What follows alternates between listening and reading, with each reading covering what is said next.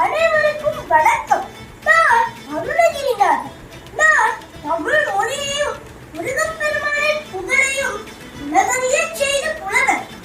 முன்னொரு காலத்தில் உலகை வெறுத்து உயிரை மாய்த்துக் கொள்ள திருவண்ணாமலை கோபுர உச்சியிலிருந்து குளித்த போது எம்பெருமான் முருகப்பெருமான் இரு கரங்களில் ஏந்தி சும்மா இது சொல்ல என்ற மௌன உபதேசம் செய்தார்.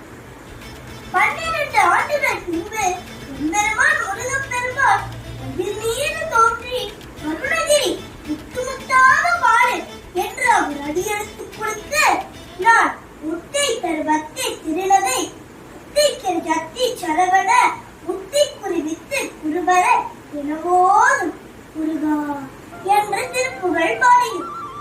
நான் திருப்புகழ் மட்டுமல்லாது கந்தரலங்காரன் கந்தரனுபூரி